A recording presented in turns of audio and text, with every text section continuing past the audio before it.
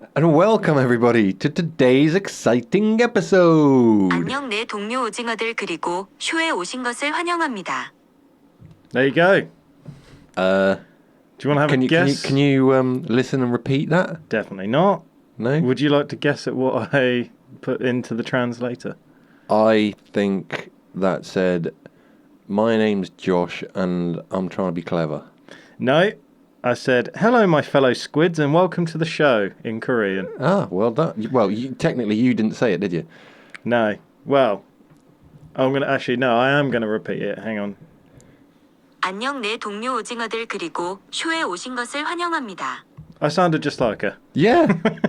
Very good. Excellent. Well done.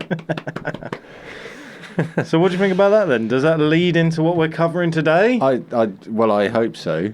I hope so. Surprise, we're learning about Germany.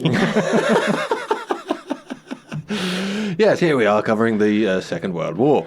No, no, we're not. Today, I thought, you know what? Shall I just go into a little story why? I reckon everybody can hazard a guess, since you said, hello, my fellow squids. Yeah. And it was in definitely an Asian accent. I'm guessing Korean. It was, yep. South Korean. Yes. Well, yeah, I'm not bringing up North Korea. Probably got something to do with the hit Netflix TV series Squid Game. Yes. Yes. It is. You're a big fan, aren't you? I am a big fan. I loved Squid Game the first season, and it took a while for me to get into the second season, but once it got going, I really enjoyed that as well. And I don't think I'm alone. I think there's a lot of people out there that love Squid Game. But I love Squid Game, and I think it's natural that you love the first season, but I don't want to spoil anything from the second season, but I think once we've seen the second half of it, I think a lot of us will be more satisfied with it. Yeah. It does take like 2 or 3 episodes to get into the action and stuff, doesn't it? Yeah, really? yeah.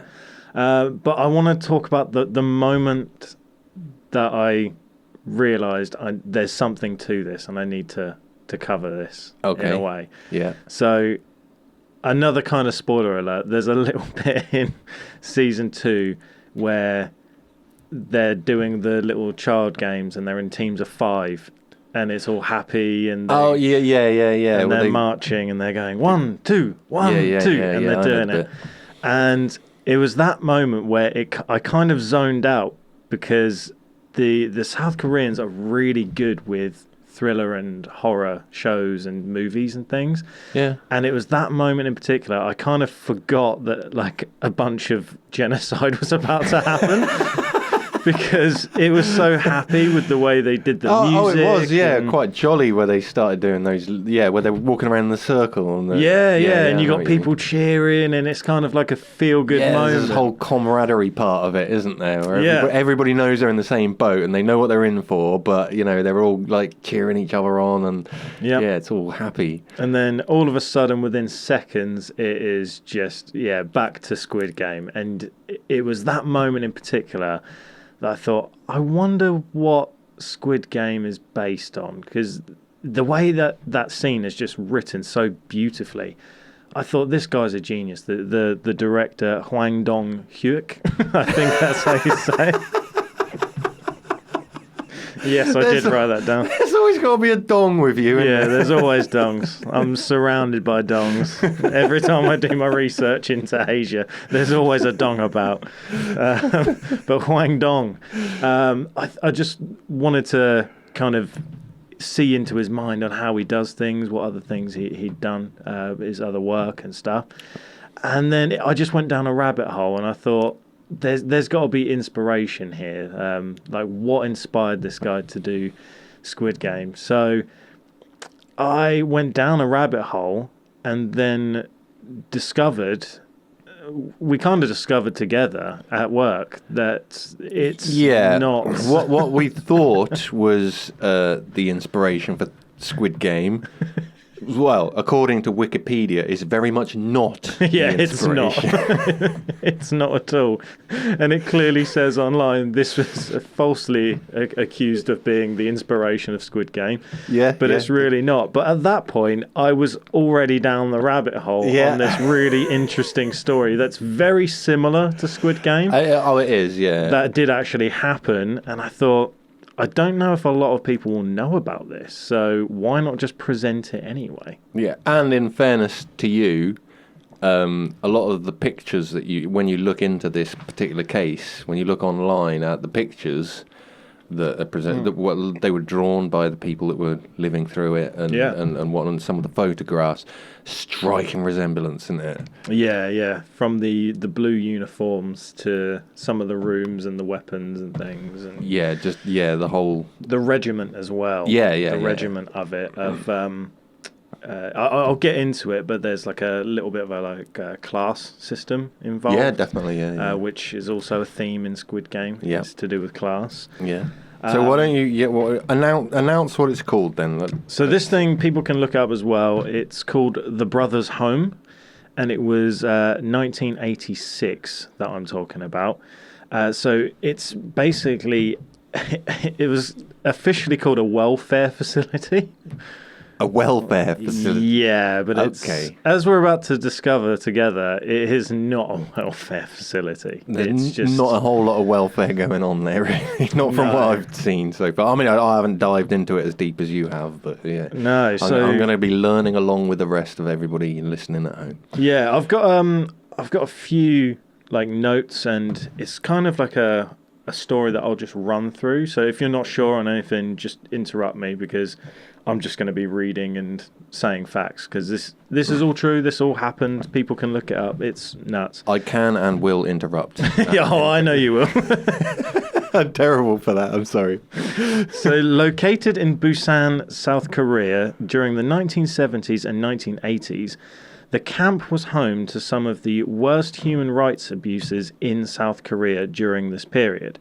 It has been nicknamed Korea's Auschwitz by various Korean media outlets. So I wasn't too far off with World War II at the start. No, this is, yeah. I mean, I don't know if people know about Auschwitz, because I know it sounds silly. Younger viewers might not know. Yeah, Auschwitz is a very terrible, terrible place, and there is a big story there, so just look into it. Yeah, but, we're not a wartime podcast, or a history podcast particularly. So yeah, look into that at your own leisure. Yeah, and technically this is a bit of history, but it will lead into Squid Game and other things. There is a bit of a conspiracy style edge to it as well, isn't there? Yes. I think that's why you're covering it. The centre has commonly been incorrectly identified as the inspiration or basis for the Netflix television series Squid Game. Oh, I did not see that coming. I thought it was, spot on. Throughout the 1950s, the Republic of Korea struggled to recover from the devastation of the Korean War. Welfare policies during this period were focused on the housing of orphans, as they were seen as a stain to South Korea's national reputation. As the 1960s unfolded, Park Chung-hee's military junta commenced efforts to cleanse society of those who were seen as symbols of the poverty and disorder of cities, and these policies were expanded to cover the detention of general vagrants. So they were just literally cleaning the streets of like homeless people? Yes. Pretty much. Yeah. I know that sounds harsh, but that, in essence, is basically kind of what you're saying. That's what it started off as, was just homeless people. And also that guy, Chun Du-hwan, that I mentioned, terrible, terrible person. And Park Chung-hee. There's some Korean a lot names. Of fun, isn't it? Yeah. Terrible people. I'll get to them and their punishments for all of this. So starting around 1960, major cities such as Seoul, Busan, Daegu, Dijon, which is not spelt like Dijon mustard, but I'm just going to assume that's how you say it. Well, Dijon mushroom is French. So Yeah, I know. it's probably definitely not pronounced that way. Daejeon, then, maybe. Possibly. And Gwangju began the construction of vagrant detention facilities. A set of laws enacted in 1961 institutionalized the establishment of vagrant housing facilities. The social welfare. Why am I struggling with welfare of all the words? I don't know. It's got more than 5 letters. It's not even Korean. The Social Welfare Services Act of 1970 made every single vagrant between 18 and 65 eligible for social welfare services. Whew. Slow down. Slow down. Let's slow. Let's take it slow. The South Korean Ministry of Home Affairs announced the Ministry of Home Affairs Directive number 410, which required local police departments to form vagrant patrol teams, which would conduct regular patrols at least once a month. Are we there? Oh, we're there. I mean, going back to last week, I could get Simon, sorry, not his real name at all, Penguin, to make this up on AI if you want. Yeah, I mean, we're what? How many minutes in, and we're getting in a tiz already? 11. 11 minutes in, and I'm already in a tiz and struggling with words. And the words I'm struggling on aren't even Korean. Although, I'm actually going to attempt to learn some Korean after today, because it's allegedly one of the nicest languages to learn, because it's quite in a good, simple format. Yeah, it's meant to be one of the easier Asian languages to learn. I worked with some Korean people. Obviously, we're in farming. Yep. I've been in farming for a long time, different aspects. And at one point, I had the very rare job of being a chicken sexer. Now, Nice. This is basically a job that doesn't get trained in this country anymore. I may actually have been the last person to be trained in this job. That is a great Korean film, The Last Chicken Sex. Yeah. Pirate The Last Chicken Sex. Yeah, well, in England, like I say, now in Korea, or in South Korea, there is apparently like a much coveted job. They have like whole institutes dedicated to training people into doing like sexing chickens, basically telling male from female. So I got the opportunity to work with a bunch of, and they are lovely people. Yeah. They generally are lovely people. One of them, most lovely guy, I can't remember his name at the moment, right off the top of my head. John. Yeah, let's call him John. John, one day he revealed to me that he'd been in prison. Right. And honestly, this guy was camp as hell. Like, and he said, "Oh, are you scared of me now?" And I was like, "Well, no. But what did you go to prison for?" He went, "Oh, because I didn't want to go in the army." I was like, "What?" He goes, "Yeah, we have national service in Korea, and I didn't want to go in the army. And you have two options: you can either go in the army or you go to prison for 2 years." Because that's what you'd serve in the army. Prison. So he went to prison, yeah. I said, why? Why ever did you opt for prison? He said, I didn't want to fight. I think that's fair. I think I'd probably do the same thing, to be fair. Yeah. He was such a lovely bloke, though. I can't imagine him getting in a fight or wielding a gun or a sword or anything like that. Yeah. I'm pretty sure the members of BTS had to take a pause on their career right in the middle of them blowing up and getting all around the world. I think they did, yeah. Some of them had to take a break to do services. Yeah. Who's your favourite member of BTS, by the way? Philip. Yeah, I like Phil. He's all right. Yeah. He's the only English white member of BTS. Yeah. I like Young Cook, to be fair. I think that is how you say his name. Oh, I always like a young cook. I think they're full of inspiration compared to old cooks. Yeah. I'm sure he'd done the hit solo single where there was a really intricate dance with it. Either way, BTS are pretty good, and I don't care who knows it. I'm a fan. K-pop rules. Yeah, K-pop is big. So, where did I get to? Regular treks of the vagrant patrol teams. Ministry of Home Affairs Directive 410 defined vagrants as those who prevent a healthy social order in cities and society. Oh, this is them just still setting up the system and removing like homeless people, vagrants, as you said, from the streets. Yeah. This ambiguous definition allowed local authorities to autonomously decide who was... I know I said it wrong. I'm not going back to it. I've moved on already. Decided who was classified as a vagrant and who was not. Likewise, the city of Busan and its local police arrested and detained numerous people who were seen on the streets, including panhandlers, abandoned or orphan children, and the disabled as vagrants. In some cases, police took unattended children into custody without their parents' or guardians' knowledge. So we've moved on from just homeless people to all sorts, panhandlers and children. Children. Yep. Literally just ripping them away from their parents just to do this thing. At one point, if children were literally playing ball in the street and there was like two of them, they would consider that as, right, there's no legal guardian there, let's take them. Let's clean the streets up. That is nuts. Yeah. Absolutely nuts. So the Act on the Execution of Duties by Police Officers of 1953 provided a legal basis for police forces to detain or transfer those who lacked supervision from an adequate supervisor and were in need of aid to police stations, hospitals or other welfare facilities. Section 3 of the Act required officers to acquire the consent of the individual before aid was to be given. In the case where police protection was to take place, officers were required to inform family members and close friends. Obviously, according to witness accounts, these procedures were rarely followed. Yeah, I was going to say, that just didn't happen by the sounds of things. It certainly didn't.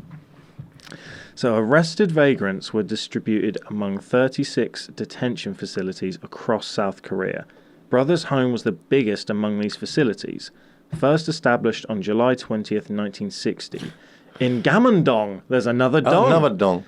Yeah. It makes it sound like like the name, the Brothers Home, makes it sound quite warm and welcoming, doesn't it? Oh, but far from it, my friend. Yeah. Well, you can guess where this is going. If you find torture and abuse welcoming, then it would be the place for you. But if it's not welcoming, this is terrible. Like a giant S&M club. Yeah. Except the people don't want it. Yeah. Brothers Home began business as an orphanage.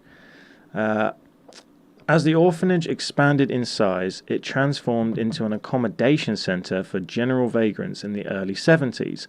In July 1975, Brothers Home signed a contract with the city of Busan and became one of the official vagrant detention facilities. Subsequently, Brothers Home relocated to Jeodong. There's a lot of dongs in Korea. They're just coming in all over Dong the place. Central. Yeah. I'm worried there's just a dong behind my back. No. This crackdown on vagrancy was intensified as rebranding efforts were taking place by the South Korean government in preparation for the 1986 Asian Games and the 1988 Seoul Olympics. On April 10th, 1981... Oh! Was that what it was all about? It was just to like clean things up and make it more welcoming for the Olympics? No, that's where it ramped up. So this has been going on like since, I'm sure I said 82, was it, or 83? No, so it was the actual bill. Well, they signed a contract in 75. Oh, so it was actually established in 1960. Oh. So this has been going on for years, but then they just ramped it up ahead of these Olympic Games. They were like, right, let's double down. So they'd already got the system in place, but then they just went, right, we're going to town with this. Like, right, let's make Korea... Well, it's kind of put Korea on the map and make it look like a hip and happening, welcoming place that everybody wants to visit, and then chucked everybody into basically like labour quarters. Basically, yeah. Like, so for the Olympics, they wanted to double down and clear the streets even harder than before. Yeah. You know? On April 10th, 1981, upon receiving a report from Military Security Command on the status of panhandling among disabled citizens, then President Chun Doo-hwan ordered Prime Minister Nam Duck-woo. Now that is a Korean cool name. That's a good name. Nam Duck-woo. Duck-woo. That's awesome. Yeah. I'm just picturing a duck looking like Ric Flair, just going, woo! Prime Minister Nam Duck-woo! Anyway, he ordered him to crack down on begging and taking protective measures for vagrants. On October 6th, Chun ordered Nam to make sure no panhandlers are on the streets of Seoul before the 1988 Olympics. So that was a direct order. Fair play. Okay, we're all there. We're all with me. Yeah, I know we're all there, I'm fumbling through words, but you summed it up pretty nicely not too long ago. So I won't repeat myself. I translated it into English. Yeah. In August 1980, so now we're getting into the investigations, I should say. So all of this has happened. The people have been taken off the streets, homeless, panhandlers, orphans, children, all sorts of people. Were there some kind of complaints for an investigation to take place? Yeah, the families of the missing people. Yeah, that would make sense. Yeah. Hang on a second. I'm sure my 6-year-old was outside playing, and now they're missing. So, yeah, the families. I'm just looking for my young dong. Yes, where's my young dong gone? So, yeah, the families, friends, people were like, something's not adding up. There is, like, also, the streets were eerily quiet at the time, as you can imagine. I can imagine. Where all of the children that were playing, suddenly there was no noise, and they were thinking, what is going on? It's eerie, it's quiet, there's missing people, what's going on? So, in August 1982, a man with the surname Kang, not Dong, submitted a petition asking the government and police to investigate his brother's mistreatment while held at brother's home. The case, there was obviously survivors and people that did make it back.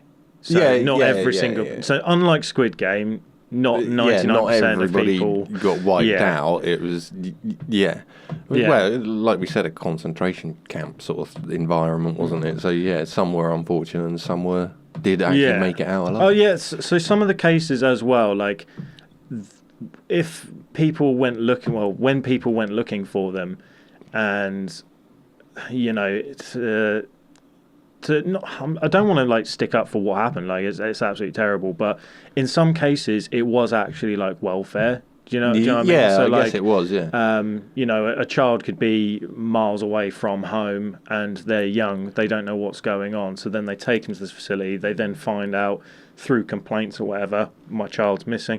Oh, we've got your child. They would return them, but. Yeah.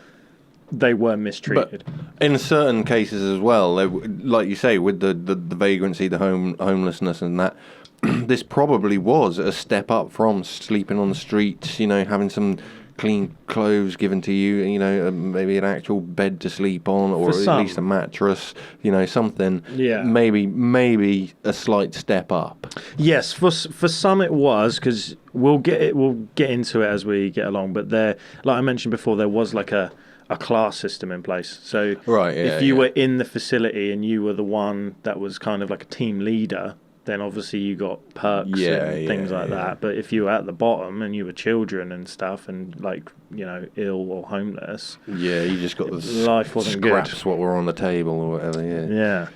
The case was handled by the Busan Bukbu police station, which arranged a meeting between Kang and Park In-gwan, who was then the director of the centre. Park took legal action against Kang for false accusation, and Kang was sentenced to 8 months in prison on December 23rd, 1982. In December... Yeah, I know. Unlucky. Well, I don't suppose they celebrate Christmas in Korea, but that would be pretty unlucky for a Western person. This is you're starting to see the cover-up. So, obviously, his brother was mistreated and things, and they were like, don't say that we did that. That's not right. You're going to prison for speaking the truth, basically. In December 1986, Kim Yong, a prosecutor from the District Prosecutor's Office of Ulsan, set out an investigation after hearing rumours from a local hunter that a group of labourers were logging in a nearby mountain while being assaulted by guards armed with clubs. Kim discovered that the workshop was located on a mountain in Ulju, and Olsen was operating under orders from Park Eun-gwang. So he's back at it again. Fair play. So he was obviously the director of Brothers Home. Yeah. Kim reckoned that Park is. Park is, yeah. Kim reckoned that Park was subjecting inmates brought to Brothers Home to do forced labour and launched a full-scale search and seizure investigation into the workshop and the centre's main facility in Busan. So just to sum up there, sort of similar to Squid Game. This is where the Squid Game thing comes in now. Right, yeah. So rather than playing for prize money and for doing these games, these people were subjected to forced labour, and essentially, if you stopped working or tried to take a break, you would be clubbed to death or mistreated or beaten up. So in that respect, it is kind of similar to Squid Game. And there was this, like, sort of a capitalist by Park regime for him to, like, earn money on the top of what he was doing. That is a slight get out of my head part. Okay. There, you'll see, like, what happens to these people. But that does come back up. I'll mention that. So they launched a full-scale search and seizure investigation into the workshop. The investigation, which included interviews of more than 100 inmates, guards and executives of the centre, concluded that the centre's inmates, most of whom were of sound mind, had been involuntarily transported to the detention centre, where they subjected to forced unpaid labour. A bank receipt indicating a deposit of 2 billion won, which is roughly 10.6 million US dollars, was also found in the safe of the director's office. Old Park. Yeah. So she was embezzling money, just like you said. Yeah. Following... I did look it up, actually, because the prize in Squid Game is 45.6 billion won. Mm-hmm. And in English pounds, it's just under 25 million. Yeah. I looked it up. You know the bit where they had the second opportunity and they were like, it's 75 million each. And I said to Claire, I was like, why are they not leaving? That sounds a lot. And I looked it up. About 10 grand or something. Mate, it was 300,000. Oh, is it? And even then I was like, take the money. But considering one of them was like 10 billion won in debt. Yeah, exactly. So. They had no choice but to continue. But if I was just off the streets and someone offered me 300,000 and you can go home and not be killed, I'd take it. So would I. Yeah. So following the investigation by the prosecution service, National Assembly members of the New Democratic Party subsequently conducted an independent investigation into Brothers Home. The party published its first report on the investigation, and it concluded that of the 3,975 inmates who were present at the centre in 1986, that many people, 3,975 people. That's a lot of people. 3,117 had been brought in by police, and that's basically off the streets. Yeah. And 258 by county officials. Right. All against their will, just brought there. And how many of these were like children, like you said before? Does it not say? It doesn't say how many were children. It was just a massive group. It's still a lot of people, isn't it? So from 2022 to 2024, the South Korean Truth and Reconciliation Commission conducted a series of 3 investigations into the incident. So it's only been since 2022 that they've proper looked at this, where they're like, we can't cover it up. There is actually some good people, in the government here, where they're like, right, let's actually investigate this. It's no wonder that it got claimed that it was the inspiration for Squid Game, because that's pretty much when it came out, isn't it? Exactly. The timing is there, isn't it? Yeah. So the centre was administered with an army-like chain of command to reduce administrative costs. So one inmate was chosen as the commander. Again, this is where it gets into the Squid Game territory. So one was chosen as the commander of the facility, working directly under Director Park Eun-gwon. Under the commander, 120 vagrants were grouped into a single residence as one platoon. So they would be like the pink guys in... Oh, yeah, okay, yeah. I'll be a triangle. Yeah, each platoon had a leader, a general secretary, and team leaders, all of whom were selected inmates. Inmates were also subjected to collective punishment. In some cases, the entire platoon would be beaten or tortured over the mistake of a single member. So it's very Squid Gamey there. Yeah. Yeah. Yeah, it's kind of, do they call it a beasting in the military? So widespread torture was common. Inmates were often forced to keep painful and exhausting postures for prolonged periods and were beaten when they failed to stay still. In 2020... Well, that's more like, hostage kind of scenario, isn't it? That's what they... have you ever seen like the programs where they do like SAS training and stuff, and they go into those hostage environments, and they have to like hold their hands behind their heads, and like it's called like a stress pose or something like that. Yeah, it's very military. Yeah, and that's because of this guy was a military dictator. Park. No, the other guy, Chun Doo-hwan, who was the president of South Korea. Yeah. So he comes from a military background. So in 2020, the reports accounted from a former inmate who claimed that director Park Eun-gwan physically abused inmates himself and kept handcuffs and oak clubs in the director's office. He further claimed that he had heard rumours that about 40 to 50 inmates in Brother's home were killed directly by Park himself.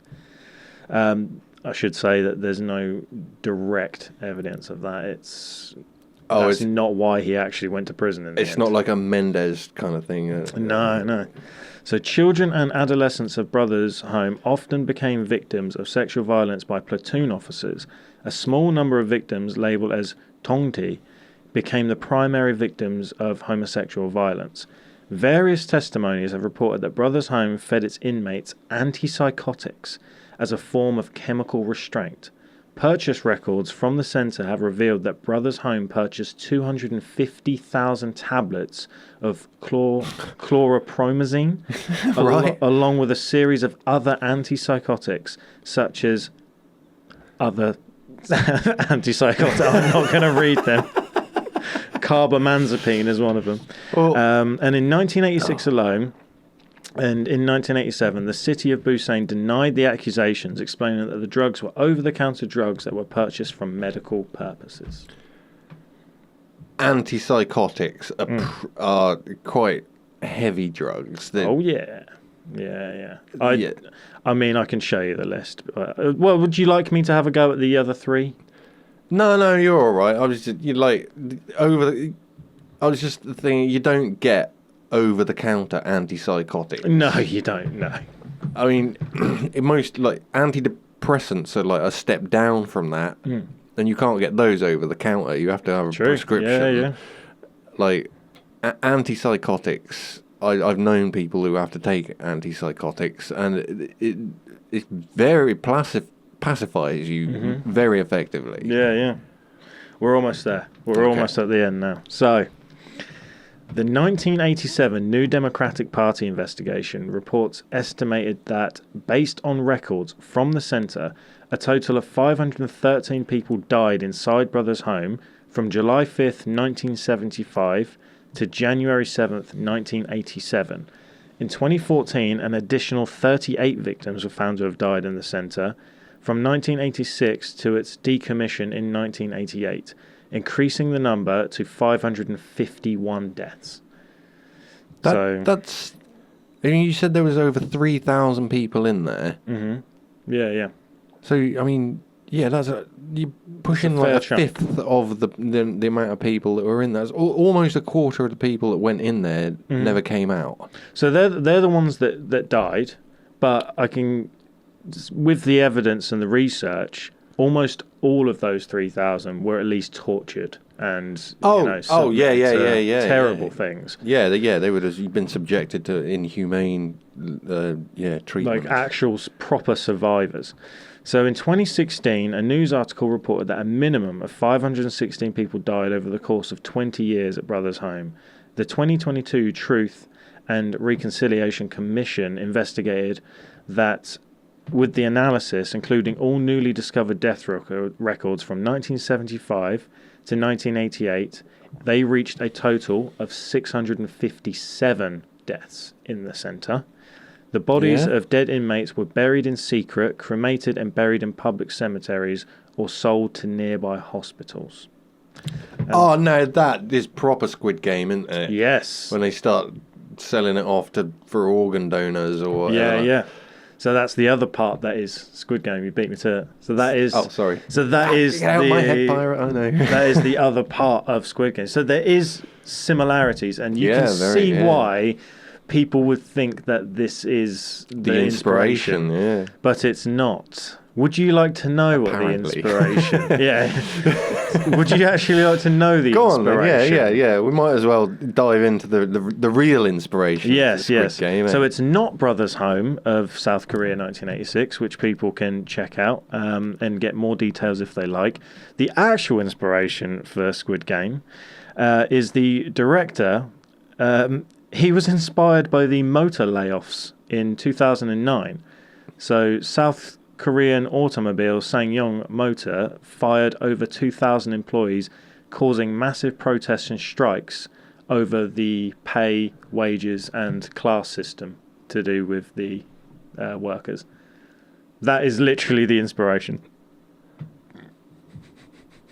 That seems a lot further away from Squid Game than this. Yes, exactly. Yeah. So when he was asked like what Squid Game is based on, true story, he just said that he was inspired by those protesters and that it opened his eyes, and the whole point of Squid Game is to do with economic struggles as well as the class disparity in South Korea and capitalism. Yeah, I see that, but I think he was just throwing him off the scent so he didn't get sent to prison himself. I mean, don't blame him at all, but, Yeah, possibly. Maybe he was being hush-hush. Maybe he's a lot more cleverer than we were even giving him credit for. Yeah. Yes, and also there's a little bit deep where this is where the conspiracy comes in. Do you remember you said at the start there's a little bit of conspiracy here? Now, some of the survivors of the Brothers Home have said that they witnessed the officials talking to other officials, and they were speaking English and Italian, and they have said that there is definitely a connection between Brothers Home and the Protestant Church. The Protestant Church? Yes. That's what the survivors have said. There is some sort of connection. So that whether it's been buried, covered up, or there's something deeper or darker there, maybe they were getting the organs, but I have no idea. Maybe they were funding it. Who knows? Maybe. I don't know. Yeah. Who knows? That's a very It's random. Strange link. It is random, but that is just what the survivors have claimed, that they believe that the Protestant Church is somewhat involved or used to be involved in that scandal or that theory. So that's pretty much what I've got for the real life Squid Game. Would you like to know what happened to the two people that basically ran the whole thing of Brothers Home? So Park. Right. Yes, go on. Yeah, I'm not going to try and guess. Go on. So, Park got off lightly compared to the former president of South Korea. Chun Do-hwan. Yes. Yeah. So Park was eventually sentenced to 2.5 years in prison, but not for the brothers' home, but for the money, for the embezzlement and the corruption. Do you remember the money was found in his safe? Yeah. So millions. He was sentenced to 2.5 years. Because he didn't pay tax on it. That'd be why. Probably, yeah. Chun Do-hwan, however, the South Korean politician, army general, and military dictator, who also served as the 5th president of South Korea from 1980 to 1988. In 1996, so a few years later, he was convicted of treason and insurrection, and he was sentenced to death. But, however... Oh, he didn't get away? He was pardoned of the death sentence. Really? And instead, he received 17 years in prison, and he was fined 203 million won.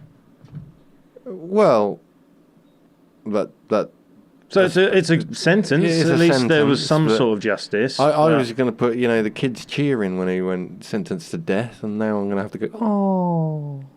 I mean...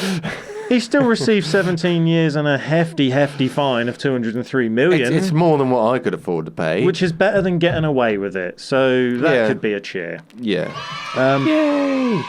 So also going back full loop, right back to the start, I have to have an honourable mention of a movie called Parasite, which I know what you're thinking, this does link to Squid Game. Because it's Korean. Not just because it's Korean, because Parasite also focuses on like the class system and the capitalism and stuff of, the wealthy and the gap between the homeless. And so if you haven't seen Parasite, it has won so many awards, and I think it was the first film to win Best Picture at the Academy Awards and Best Picture at the Oscars in the same year. I think I know the one you mean. Yeah. No other South Korean film has been able to do this. Like it's insane. If you don't mind subtitles or overdubbing, I would highly recommend watching Parasite. It is absolutely insanely good. I really do actually enjoy Korean films. Mm-hmm. A few years ago, probably about 10 years ago, I started a fascination with them, particularly like the horror film, because you know the film The Ring. Yes, that was originally a Korean horror film. Excellent, so much better than the Western version. So much better. A lot of the Korean horror films are so good. They've got a way of storytelling, a way of thinking, and a way of just twisting your brain into ways that you didn't realize it could go. Yeah, closely followed by the Japanese. Like they're both so good at the way they tell stories and write things. It's completely different. Like I think it's so much better than anything like Hollywood comes out with. Do you know what I mean? Like there's certain Hollywood films and blockbusters that come out, and they seem to follow like a formula of some sort. Whereas there's certain independent films like Parasite that just break the mold, and they just do. Even just slight camera angles or the way things are shot with light and dark and stuff. It's all adds to the storytelling. They've thought about every single process rather than just kind of writing a story and action, cut, that'll do or whatever. And the good guy always gets away with the girl at the end. Like, So, like, shout out to South Korea because they make unbelievable films. But I would highly recommend, if you're a fan of Squid Game, I highly recommend Parasite by Bong Joon-ho. And with the history like that, it's unsurprising that they are good at coming up with a story, that's almost on the unbelievable side, isn't it? Yes. But, they make it realistic in ways that... Yes. But that is the Westerners history. Just don't. That is also the history. So don't judge South Korea now because... they are booming. They are doing really well with like K-pop. And I actually have had a couple of friends that have gone traveling around South Korea. And they absolutely loved it. They thought it was unbelievable. The people couldn't be nicer, friendly. They welcome tourists. They want tourists to go out there. Unlike other Asian countries that you kind of hear stories of like they don't want tourists and stuff. Definitely. They have signs up that say no tourists welcome. Apparently South Korea is the complete opposite. They welcome it. They want their culture to be embraced. So shout out to South Korea. Hopefully one day I can go out there. I'd love to go as well. I just want to end on as well. I know we're getting pressed for time. We've got a paranormality rating to put this as well. This is the last bit I will say about today's subject and everything. As I finished all this research and I did everything, and I thought, that's not too bad. That's an okay pod. Like, it's an okay story. I just, out of my own curiosity, just typed in South Korean folklore and then mythology, and there are so many good stories, like the three-legged crow, the nine-tailed fox. There's so many. At some point in the future, not anytime soon because we've covered South Korea recently, but in the future, we're going to have to do a folklore thing. And revisit South Korea. And it honestly, some of the stories are so good. So you can see where like anime inspiration and... Oh, yeah, definitely, yeah. Yeah. Yeah, well, yeah, I mean, we've covered some Asian folklore before now, and yeah, if you say that the Korean ones are good, I can believe that. Yeah. I can believe it. Yeah. I actually, after doing all this, I actually have a little piece of my heart loves South Korea, and I really want to go there now. Yeah. Equally as much as Japan. Like, I always want to go to Japan, and now I'm like, oh, if I'm going to Japan, I kind of want to go to South Korea as well. So anybody listening to this who is from Asia, particularly like South Korea and stuff, like if you want to support us, we might end up doing a Paranormality UK tour of Asia. It's going to be a long time before we do. See you in 10 years. But, you know, we'd love to make it happen, and you guys can make it happen. Anyway, Paranormality scale. Yeah. How do we approach this? I mean, I suppose it would be technically considered the conspiracy because it is a cover-up. A lot of people don't know about the cover-up it. The government side of it, they don't want people to really know about this story. You know, some of the survivors have come out and start talking about it, and they just get called crazy or they're lying or whatever. But there is evidence to show that this did actually happen. So, not rating it as the inspiration for Squid Game, but rating it on its own merit as its own story.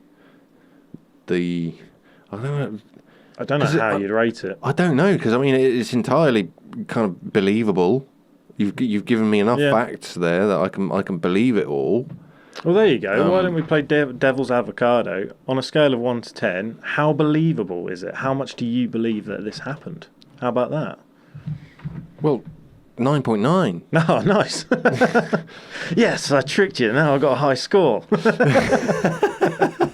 No, I don't know how to rate it, man. Like it's just a fascinating story to me. It's believable. I'd say, like, if you were to look at it as a horror story. Cool, yeah, that would make a great horror story. How highly would you rate that? Yeah. It's a difficult one. Because, I mean, yeah, it's corruption, it's conspiratorial. Murder. Yeah, the murder and just, the absolute sacrilege that's gone on with these people that have entered that place. Yeah. Again, I'd give it at least like a 9.3. Yeah. Yeah, it's pretty nuts, man. It's I honestly don't know how I would rate it. It's a difficult one, isn't it? It is tough. So I'll agree with you, 9.3. I just can't believe it happened. Like, it's just after reading it through and even saying it again and going through my notes and then repeating it and presenting it, like, it's just shocking that this actually happened. All to clean up the streets for the Olympics. Yeah, that's crazy, isn't it? Yeah. Well, it obviously wasn't that, like, it wasn't for that at the very start, was it? Back in the 60s, but it ramped up to that. Yeah, it's crazy, isn't it? The lengths that some governments will go for their outward image is ridiculous, isn't it? Yes, yeah. Yeah, it's got to the point now, we're in 2025 now, and personally I feel like there's been times where the governments have even tried to gaslight us into thinking, like, do you know what I mean? Really? Yeah. Like, oh no, nothing's happening, and it's like they're shining a laser right in your eye, and they're like, "There's no laser there. What are you talking about? You're just seeing things." And you're like, "But that's a laser." Blinding me. Yeah. I'm pretty sure I'm blind in one eye now. That is a laser. No. It must just been something wrong with your eye before the laser was in it. Like, oh, what laser? It's just it's got to the point where governments will just cover things up and gaslight you. So. Crazy world we live in. Crazy. Absolutely crazy. Well, That is it. I'm not even going to try and push any call to action this week. I think that was an amazing bit of investigation. Thanks, well mate. done. Real good story. Yeah. Very kind of a depressing story, but It very was. good. Yeah. I do feel sorry for the South Koreans of the 1980s. Yeah. A lot of them did survive. A lot of them did. And I think they deserve a good shout out and some recognition for what they went through. Mm-hmm. So, thumbs up for that. Yes. And until next week, I've been Pirate. I'm Josh. And this has been Paranormality UK. Ta-ta. Ta-ta!